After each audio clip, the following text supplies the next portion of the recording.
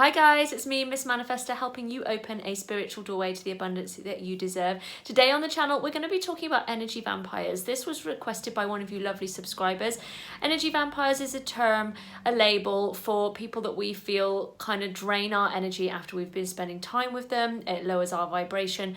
And what can we do in terms of protecting our energy and helping to work through those kind of relationships? Before we get started, make sure you click the subscribe button and hit the bell to get updates from me every Tuesday and Saturday when I upload, and every Thursday when I go live at 6 p.m. UK time. Let's get started.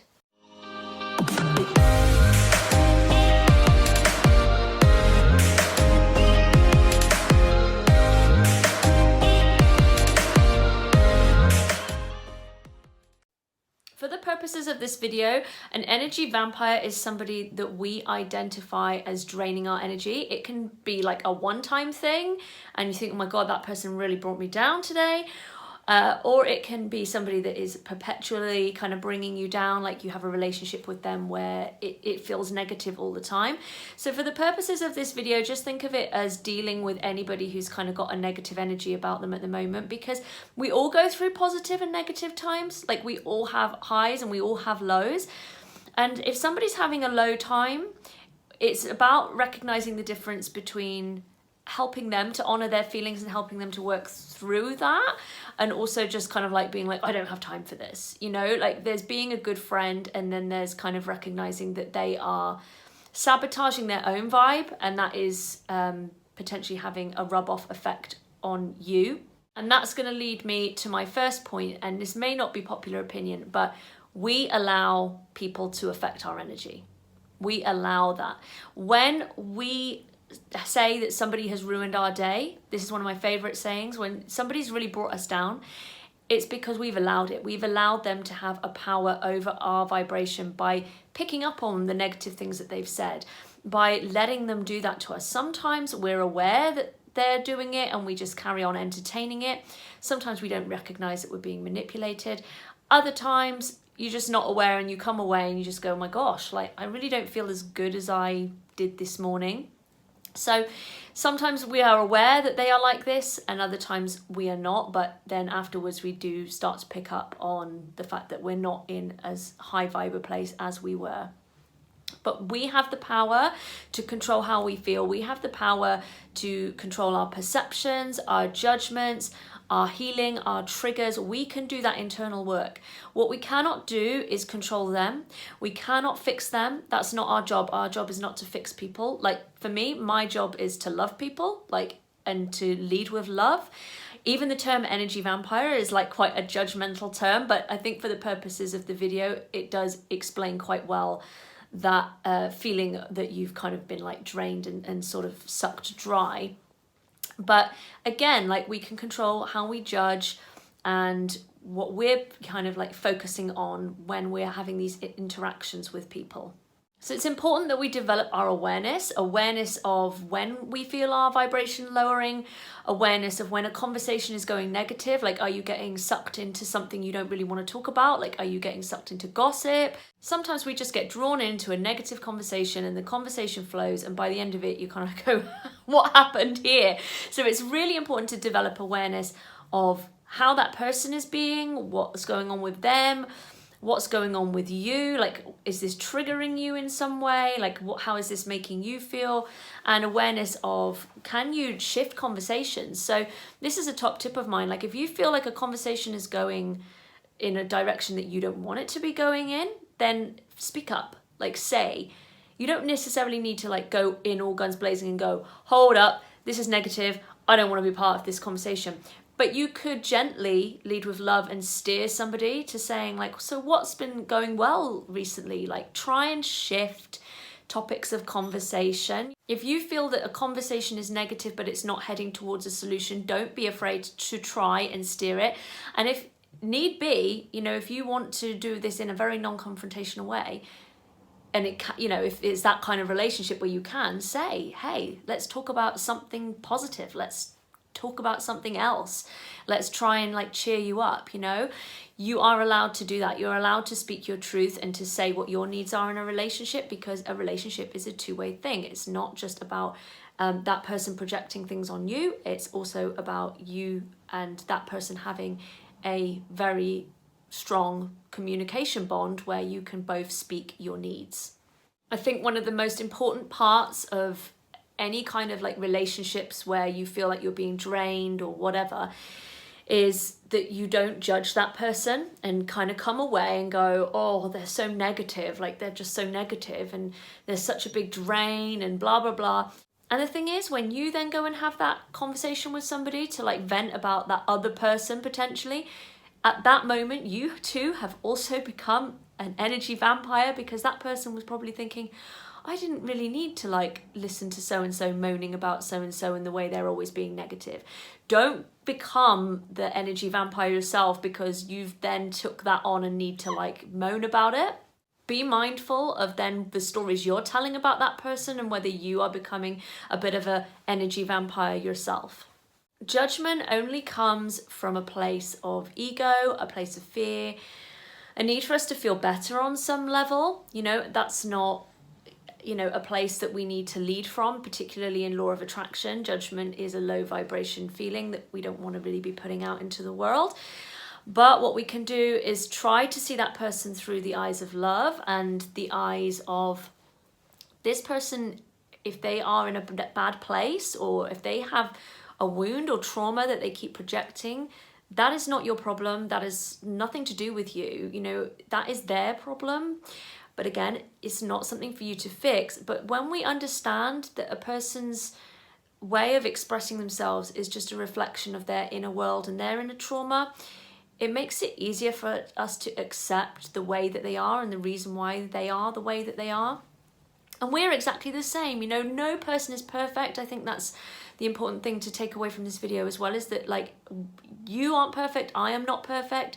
When we can accept that other people have got traumas and pains and triggers as well, it just helps us to see them through a more loving, accepting, non-judgmental eyes. And that can make it easier for us when it comes to interacting with those people, understanding that there's probably more going on under the surface than meets the eye.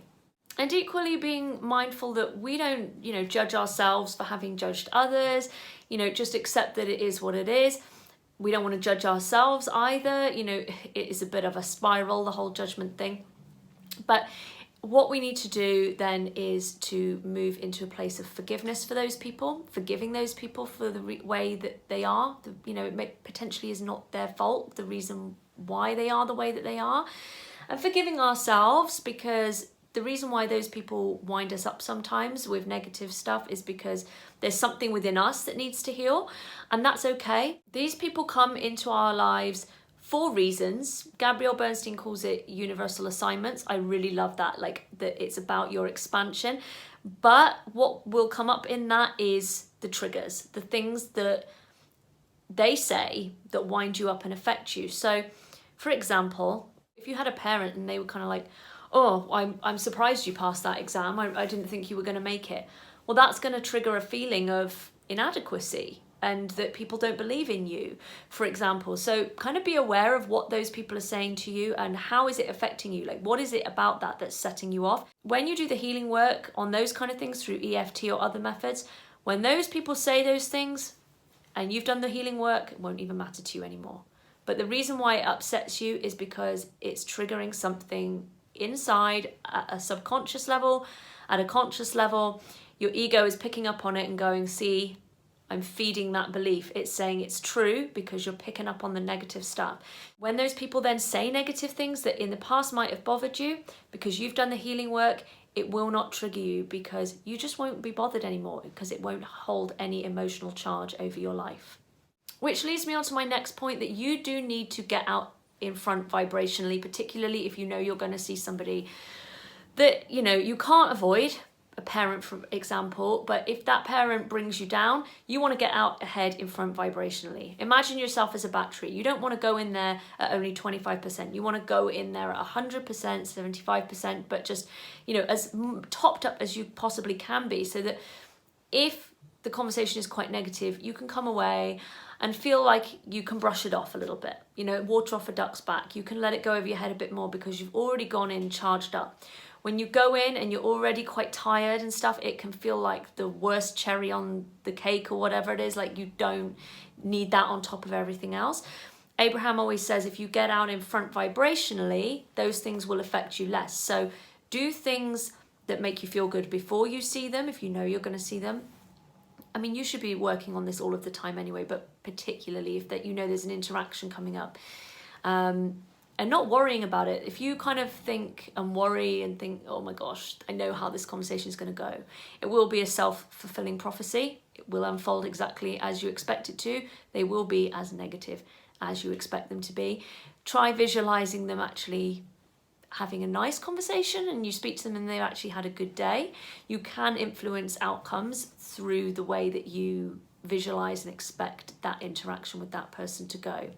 And in addition to getting out in front vibrationally, you also want to be doing grounding work. You want to be doing meditation, prayer, exercise, relaxation, bath, bed, whatever, like sleep, getting adequate rest, you know, grounding yourself so that you feel calm, that you don't feel already like highly strung. So making sure that you're feeling good vibrationally, whether that comes from active high vibration activities like exercise, dance, or whether it comes from more reflective journaling, meditative, quiet practices, you want to be grounding and making sure that you feel good before interacting with these people. And finally, you can also visualize yourself in kind of like a bubble, or I kind of visualize it like a column of light, but a column of protection, particularly if you're somebody that identifies as being like empathic and feels like they take on a lot of the emotions of other people and takes that kind of on for them. I know I've had that where I've kind of come away from things and I feel like I've took stuff on for people. Visualize yourself in either a bubble or a column of like bright white light. I like to visualize my light as like glittering, but that is your protection, you know, that is your space. So visualize that bubble or that column of light before any interactions or during, because sometimes it kind of creeps up on you. But if at any point you feel like you need that level of energetic protection, visualize that white light surrounding you and you will be energetically protected.